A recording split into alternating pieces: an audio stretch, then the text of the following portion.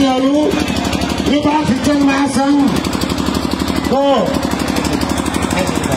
17औं दिनको कार्यक्रममा यहाँ सम्पूर्ण साथीहरूलाई हार्दिक अभिवादन, नमस्कार। यहाँ आजको औपचारिक कार्यक्रम अगाडि बढाइदिँदा हुन नेपाल शिक्षक महासंघ राष्ट्रिय समितिका आदरणीय महासचिव तुलाबहादुर बाबाज्यूलाई हार्दिक अनुरोध गर्दछु। धन्यवाद उपमहासचिवज्यू। यो 17औं दिनको सडक आन्दोलनमा उपस्थित हुनुहुने सबै आन्दोलनकारी शिक्षक साथीहरूमा शिक्षक महासंघ राष्ट्रिय समितिको तर्फबाट, आन्दोलन परिचालन समितिको तर्फबाट यहाँहरू सबै निर्धारित समयभन्दा केही व्यस्तताका कारणले यी सबै साथीहरूमा म क्षमा माग्न चाहन्छु।